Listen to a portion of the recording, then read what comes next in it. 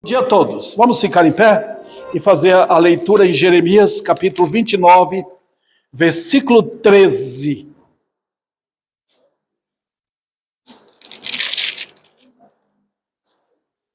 Buscar-me-eis e me achareis, quando me buscardes de todo o vosso coração. Que Deus, nesta manhã, em sua bondade, aplique a sua palavra em nossos corações. Pode sentar. Eu quero pregar nesta manhã sobre o Espírito. Presta atenção que eu coloquei a palavra Espírito da verdadeira oração. Tá? Eu coloquei Espírito porque se não for em Espírito, se não for do coração, não é verdadeira oração. Deixa eu dar para aqui o pano de fundo do texto. Não vou demorar, não vou prolongar não, irmãos, porque a gente prega aqui de manhã uma meia hora. Se for necessário o Espírito de Deus tocar em meu coração, eu avanço um pouco mais. Tá? O texto aqui, nesse capítulo 29, é interessante, porque no capítulo anterior, eu lembro os irmãos, Jeremias tinha profetizado que a Babilônia viria e levaria o povo para Babilônia. E levou muito. Até aqui no capítulo 29, houve duas deportações. Milhares de judeus foram deportados para Babilônia. Certo? Mas no capítulo 28 apareceu um homem chamado Ananias, era um falso profeta. E ele, olha como todo falso profeta é assim. Ele tenta mudar o que Deus está falando. Ele vem se Deus falou. É assim que os falsos mestres fazem. Deus me revelou. É assim que eles fazem. O homem de Deus, ele se alia à Bíblia. Foi assim Jeremias. Tá? Ananias profetizou errado e Deus o matou naquele ano. Por causa disso. Não se mexe com a palavra de Deus. Você pode mexer com o pastor, falar mal de uma igreja, tá? Mas não venha atacar a palavra de Deus, porque ele zela pela palavra. Tá? Então, nesse capítulo 29, 30 e 31, deixa eu ver, é Jeremias falando para o povo que fora levado, aquele povo que já estava na Babilônia. Eles iam passar 70 anos lá. Não é brincadeira, né? Então ele fala de conforto, é uma passagem maravilhosa, é uma passagem abundante de graça. Deus está derramando graça nessas palavras de Jeremias. Tá? Então, aqui nesse versículo, só para simplificar a coisa, ele diz no versículo 12, então, está falando com aquele povo lá, tá, lembra? Mas nós pegamos as promessas e trazemos para nós, irmãos. É assim que nós fazemos, né? Então me invocareis, irmãos, estão vendo o versículo 12 aí? Então me invocareis, passareis a orar e eu ouvirei. Olha que promessa maravilhosa, irmãos. Tá? Eu estou trazendo isso para os irmãos, por quê? Porque há um problema chamado na Bíblia de farisaísmo, trabalho dos fariseus. Nós devemos fugir daquela oração da aparência, que não é do coração. Os fariseus faziam isso. Eles chegavam nas esquinas, oravam. E todo mundo, puxa, esse homem é espiritual. Jesus repreendeu isso duramente. Duramente. Sabe? Todo mundo sabendo que você é tremendamente espiritual, esconda-se. A função dos crentes é se esconder. Tá? É um privilégio nosso orar. Deus não fica mais divino por nós orarmos. Tá? Ele nos dá honra a gente de orar. Tá, queridos irmãos? Então, os incrédulos oram? Oram. Jesus fala disso lá em Mateus. Não sejais como os pagãos, como os ímpios, que oram para serem vistos. E fica fazendo repetições, repetições, repetições. Já quem esteve na igreja católica sabe disso. Repetições. Ou então em outras igrejas, aleluia, glória a Deus e tal. Sabe aquela ênfase sem nenhuma vantagem. Ok, irmãos? Mas nesse versículo aqui, que os irmãos estão deveras com suas Bíblias abertas aí, somos ensinados o que realmente significa a verdadeira oração. Eu chamo essa oração aqui, oração que prevalece, tanto para o perdido, quanto para o salvo. Está vendo? Quando um perdido chega aqui com esse sentido de oração, é maravilhoso. Foi assim que Paulo orou na conversão dele. Quem és tu, Senhor? Está vendo? E para o salvo, para o crente na busca pelas lutas dele, pelas dificuldades, pelas provações. A vida do crente não é fácil, porque ele passa pelo fogo. Você sabe qual a única coisa pura no mundo? É fogo. Porque tudo ali é purificado lá dentro. Então nós somos purificados através do fogo da prova. Então as nossas orações, quanto mais provações, mais os crentes oram. Então eu tenho aqui, irmãos, dois pontinhos só para tratar disso, dentro do texto. Então os irmãos vão ficar dentro do texto. Primeiro, nós temos um caminho aberto. Os irmãos perceberam? Olha o caminho aberto aí. Buscar-me-eis e me achareis. Os irmãos estão vendo aqui? O caminho está aberto. Buscar-me-eis. Mas vejam bem, eu quero que vocês, irmãs, compenetradas na palavra de Deus, vejam o que a Bíblia diz, vejam como Deus fala. Não fica olhando para você, não fica olhando para você achar que você pode fazer melhor. Não. Veja o texto. Primeiro, nós entramos nesse caminho santo na conversão. Está vendo? Se você se converteu, você entrou nisso. A oração para você faz parte da sua vida. Por quê? Houve conversão. Todo mundo que começa na conversão, começou com oração. Começou com a petição lá dentro. Você quer ver inundando de gente aqui? É quando Deus começa a chamar. Quando Deus chama, o homem vem em pranto. E quanto mais pecado tem, mais pranto há. Tá? Quanto mais o homem é visto na sua miséria, mas ele vai olhar para a cruz e falar, alguém morreu em meu lugar. O miserável que eu sou. E lembra bem que quando você buscou o Senhor, Ele apareceu? Claro. Buscar-me-eis e a promessa é dele. Talvez, não coloca isso não. Talvez me achareis. Está vendo? O que está acontecendo hoje? É que ninguém está buscando. E por que ninguém está buscando?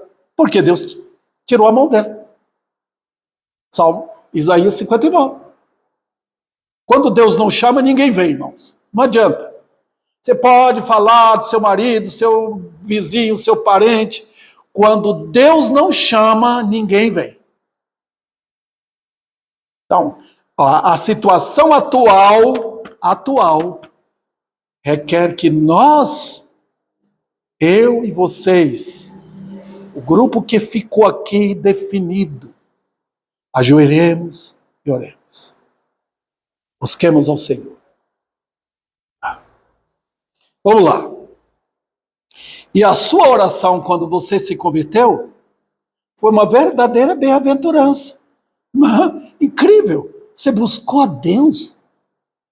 Isso é milagre, gente. Quem é que busca Deus, irmãos? Quem é no mundo que busca Deus?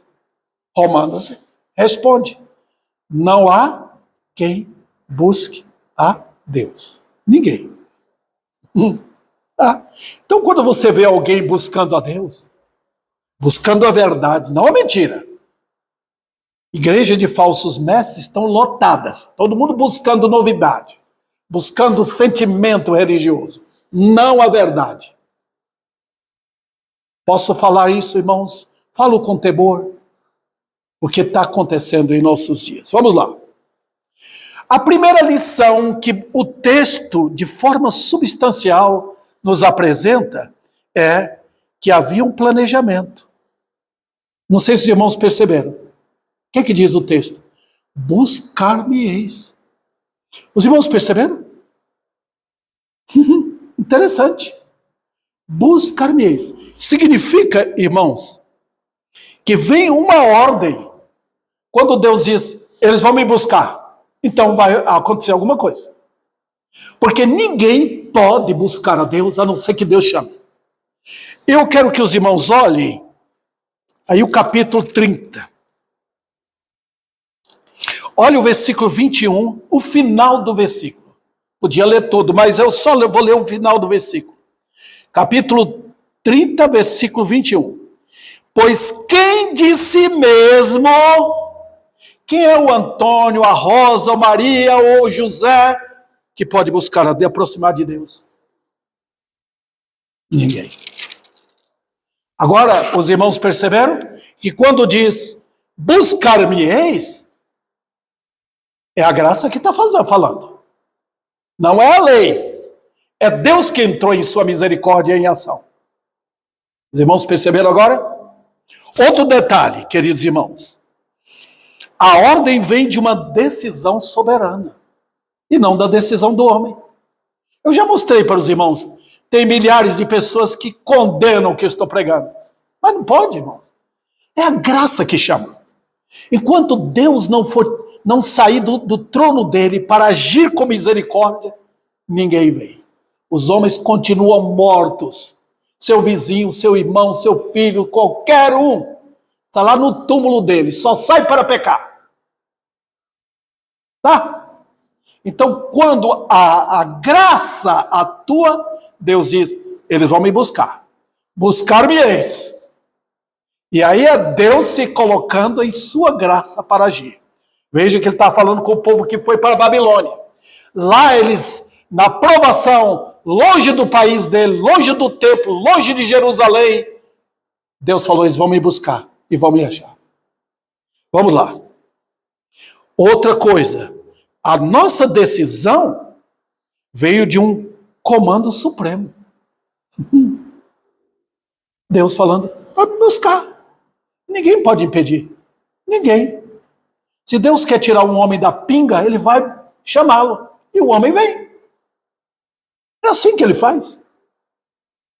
Dá um homem rebelde lá na sua casa, fazendo o que quer, andando nos seus vícios malignos.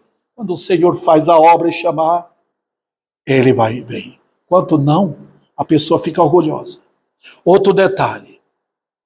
É o que chama, o que Deus faz na graça. Ele pega o cabo de aço dele, que vem do céu, e nos puxa para ele. O peso do pecado de um homem morto é coisa terrível, irmãos. Você já tentou trazer alguém para a igreja? Não consegue. É o peso terrível de um morto. Lembra que Jesus falou? Ninguém pode vir a mim se o Pai que me enviou não o trouxer. Eu lembro de um pastor que era muito versado no grego. Ele diz, a palavra trouxer ali, o verbo, significa arrastar. É Deus que arrasta um morto. Tenta fazer o que Cristo fez com Lázaro. Chega no sepulcro do seu mais querida, a sua mais querida pessoa que falecera. Chama. Ele vem? Não. Chega lá. Vai no cemitério Bom Pastor, onde está sepultado alguém, um amigo, qualquer um. Chama. Ele vem? Não. Mas lembra que Jesus chamou Lázaro? Enquanto todo mundo estava vendo, o milagre do poder absoluto de Deus mexeu naquele cadáver. Restaurou seu corpo. Levou para ele vida. Abriu seus ouvidos.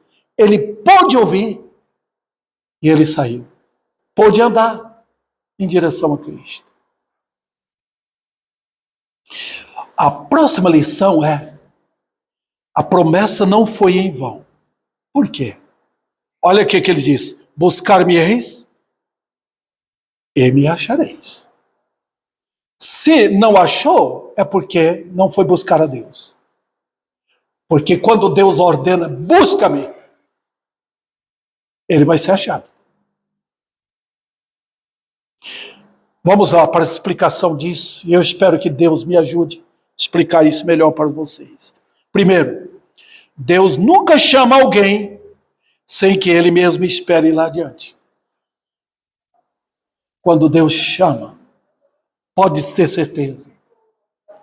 Quando Jesus entrou na casa de Simão para almoçar com Simão, Jesus sentou porque ele havia chamado aquela mulher adúltera. E ela entrou na casa, foi direto aos pés dele para derramar lágrimas, pedindo perdão. Está vendo? Quando Jesus chama, ele se põe no local para esperar. Quando Jesus chegou naquela árvore, disse: Zaqueu, desce. Zaqueu desceu com alegria, levou Jesus para a casa dele. Um homem considerado um pecador pela tradição judaica. Um homem que servia como publicano, cobrando impostos para o reinado de Roma. Era detestado pelo povo. Mas ele levou, e Jesus salvou Zaqueu lá na casa dele. Quando o Senhor chama, ele diz: buscar-me-eis e me achareis. Isso significa, irmãos, que é impossível para a carne marcar esse encontro. Não adianta. Eu vou ser crente agora. Não adianta. Você está falando no orgulho. Eu vou levar aquela pessoa para Cristo. Você não leva ninguém para Cristo. Ninguém. Você pode santificar a sua vida, dar um bom testemunho de quem você é, do que Cristo fez na sua vida. Deus pode usar você. Mas você levar alguém para Cristo, é Deus o Pai que entrega o pecador a Cristo. Outro detalhe, irmãos, de grande importância, é que Deus nunca é atraído por alguém. Nunca o homem atrai Deus. Deus não precisa do homem. Eu já tenho falado aqui. Se ele não salvar, ele é Deus. Se ele salvar, ele é Deus. Louvor, gritos, berros, nada disso. Nada disso mexe com o trono. Todo problema nosso é nosso. Fomos nós que pecamos e sofremos o castigo. O trono de Deus, não. Se você for bonzinho, você é bonzinho para os outros, não para Deus. Se você é justo, todo mundo vai gostar de você, menos Deus. Ele só é atraído na graça dele por meio do Filho. Deus tem uma única pessoa que ele admira, que ele tem prazer, é o Filho dele. Se você não estiver ligado a Cristo, você é, posso falar claramente, um verme. Não tem valor nenhum. É se alguém está em Cristo. Então, é assim. Outro detalhe. A atração é sempre vertical. Então, precisa da suprema força do alto. Para você subir, você não pode. Lembra bem? Não há como. A tendência nossa é procurar liberdade aqui. E toda liberdade sem Cristo é descida. Você está descendo mais, está descendo mais, está descendo mais. Quando Deus chama, Ele atrai para a liberdade verdadeira. Você vai subir. Ok. Outro detalhe importante, queridos irmãos. A atração em nossas orações segue o mesmo princípio. E aqui eu volto para as orações de vocês aqui. Se estiver buscando o Senhor, você está buscando o Senhor, então você vai achar. Porque ele diz, buscar-me-eis e me achareis. Se você estiver em sua casa, na igreja, em qualquer lugar, buscando o Senhor, você vai achá-lo. Porque é promessa. Irmãos, perceberam agora? Veja também, o caminho sempre estará aberto à disposição do salvo. Não há placa proibindo entrada de estranho para o crente. Para o incrédulo, sim. Para o crente não há essa placa para Deus. A não ser que você está com pecado na vida. Aí, quem está com pecado na vida, sua boca ficará fechada e o coração trancado para orar. Que a fé sempre estará mirando o seu Deus. Sempre. Quando a fé entra em ação, a fé busca apoio na Bíblia. Ele sempre vai correr, a fé sempre vai se alimentar da palavra. Sempre vai saciar a sua sede na Bíblia. Sempre vai se alimentar do pão da vida na Bíblia. A fé é assim. Tá? O avião, para subir, precisa de combustível. E um combustível próprio para a aviação. O crente, para subir, precisa do alimento santo, do maná celestial, que é Cristo. Vai buscar apoio na palavra. É importante, por isso que a igreja, irmãos, a igreja é importante, porque se você não entende muita coisa de teologia, o pastor está ali para ajudar, pregar, orientar. É busca da força da graça para você subir. Vida cristã é subida, nunca é descida, irmãos. E sempre o Senhor será achado pelos crentes. Vamos para esta outra parte. Nós não dirigimos nossas palavras ao acaso. Será que Deus? Não. Batemos na porta. Vendo? Batemos ali. Atende-nos, Senhor. E quando ele está, parece que ele está longe, não está ouvindo, continua batendo. Nós não somos guiados cegamente. O Senhor não se afasta do santuário. Então vamos para o santuário dele. Agora, eu quero finalizar mostrando a prova clara da oração vitoriosa. Vocês já viram? Olha o texto. Eu pedi para os irmãos olharem o texto porque nós não podemos sair do texto. Lembra? Buscar-me-eis e me achareis. Agora ele coloca o tempo. Quando me buscardes de todo o vosso coração. Que lição impressionante. Deus sempre ressalta isso. Eu já vi pessoas entrando aqui à procura de outra coisa. À procura de uma oração para abençoar fulano de tal. À procura de bênçãos materiais. Mas não vieram atrás da verdade da cruz. De um Deus temível, glorioso, fogo consumidor. Queridos irmãos, o Deus da Bíblia não mudou. Ele ouve quem busca a Ele de todo o coração. Vamos lá. A lição número 1 aqui, neste último ponto, é que a vida cristã não é pautada em suposições, nem em superstição. O que está acontecendo hoje, na camada evangélica aqui no Brasil, é que tudo virou superstição. Tudo virou.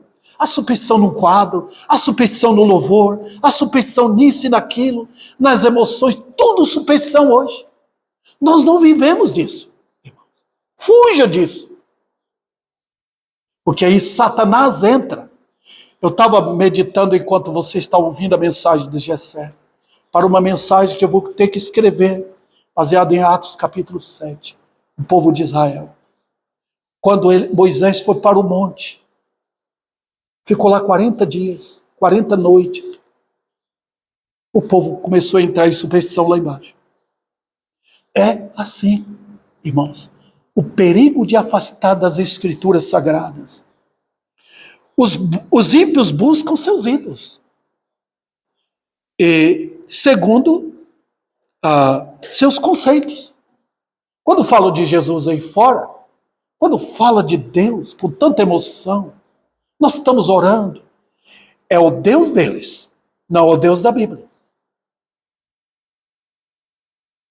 É segundo o conceito que eles têm de Deus, não da Bíblia. Nós nos alicerçamos na verdade. Ou é Deus falando pela sua palavra, ou nós estamos em perigo. Outro detalhe. Eu falei sobre isso aqui, nem preciso repetir. Os crentes seguem o caminho da fé. Mas a fé que realmente sabe por onde anda. Tá? A fé não é aquilo que eu vou pisar no escuro. Não. A fé pisa no lugar certo. Nós pisamos em lugar sólido da promessa. Tá? A fé não é que eu vou viver pela fé. Não. Nós trabalhamos, lutamos e pisamos terrenos seguros da promessa de Deus. Vivemos do invisível. Por quê? A fé vê aquilo que é invisível. Outro detalhe. O Senhor sempre será achado. Quando? Quando a busca é de coração. Pode ter certeza. Quando buscamos ao Senhor de todo o coração, Ele será achado. É o tempo dele? É, mas Ele será achado. Quando o Senhor subiu ao céu, Ele falou o que para os discípulos antes de subir? Ficai em Jerusalém, até que do alto venha. Tá vendo? Ele não falou para os discípulos, vai lá, começa a pregar. Não. Ficai lá em Jerusalém.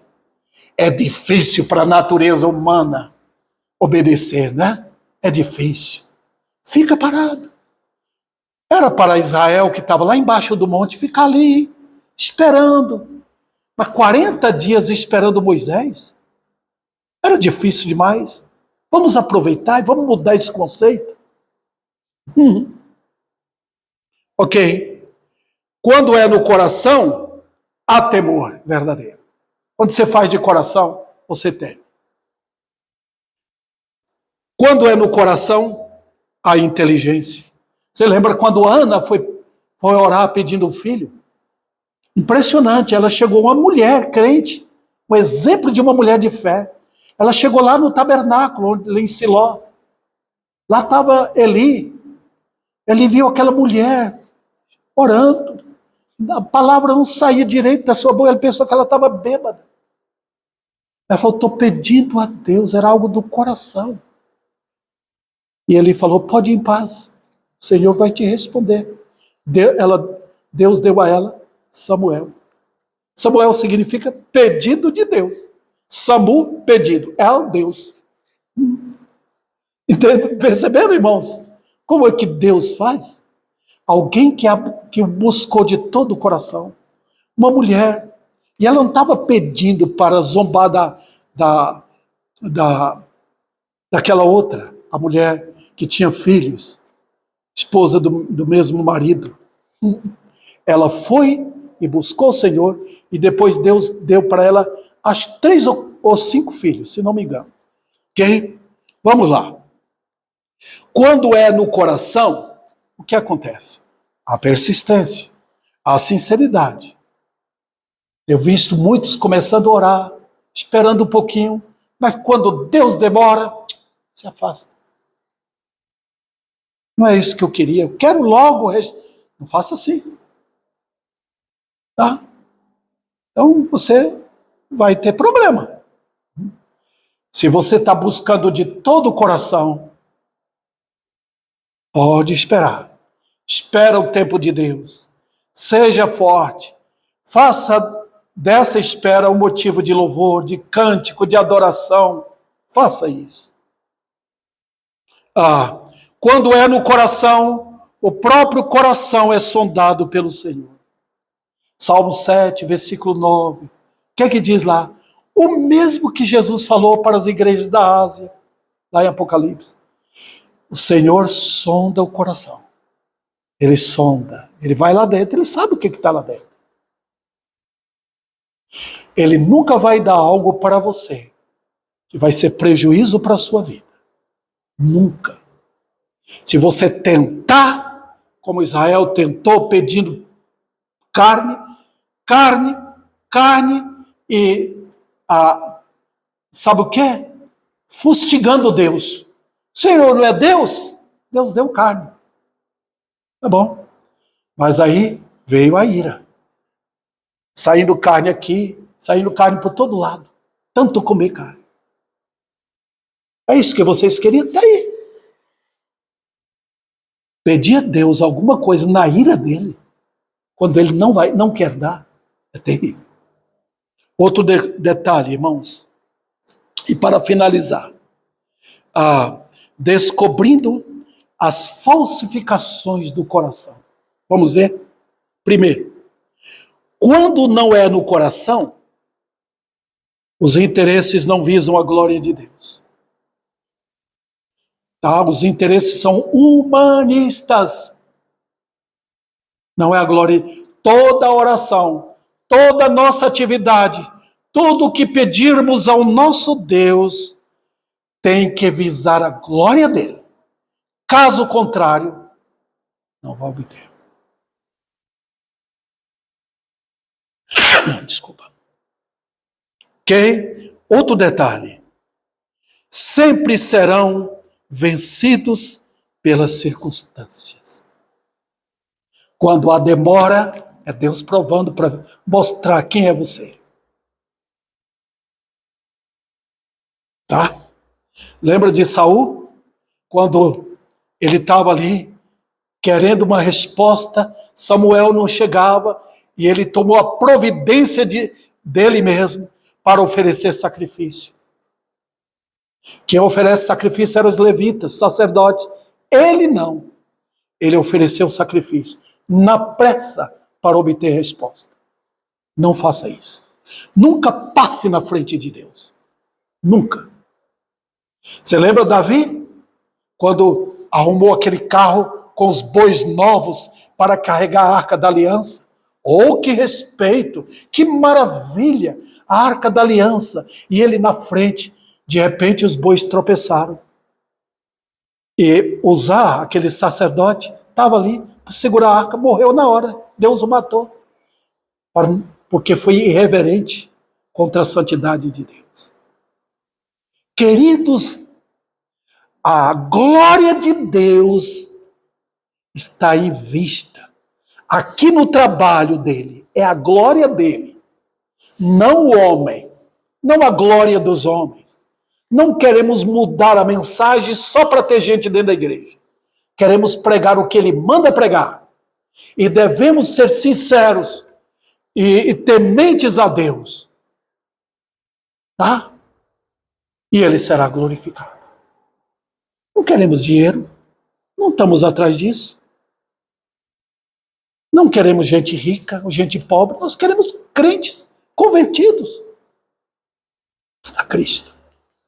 E, finalmente, pedir algo a Deus sem intenção de esperar é engano do coração, porque você já tem visto os seus meios. E aqui eu vou terminar lembrando de Israel, lá embaixo, lá nos pés do Monte Sinai, Moisés 40 dias e 40 noites lá, e o povo apressado. Sabe por quê? Porque tinha em vista outra coisa. Já que Moisés não aparece, ele deve ter morrido lá. Esqueceram de Deus, esqueceram do temor do Senhor, pediram para um Arão fracote fazer um bezerro de ouro. Esse é o nosso Deus, é assim que eles fazem, é assim que o mundo atual faz. Esse é o nosso Deus, não é o Deus desse Deus do Velho Testamento, Deus desses pregadores terríveis. Não, nós temos o nosso Deus, o Deus da nova era. É o mesmo Deus lá de Baal, é o mesmo Deus daquele povo que mandou fabricar o bezerro de ouro. Tá? E esse bezerro de ouro perdurou por muitos anos, destruindo a nação. Quando não esperamos, tomamos as nossas decisões. Eu vou fazer do jeito que eu quero. E aí? Qual será o resultado? Terrível. Então, queridos, buscando de todo o coração, você humildemente curva-se diante do Senhor. Ele é Deus. Faça o que Ele quiser. E Ele será glorificado na nossa obediência a Ele, não na nossa teimosia. que Ele aplique a sua palavra em nossos corações.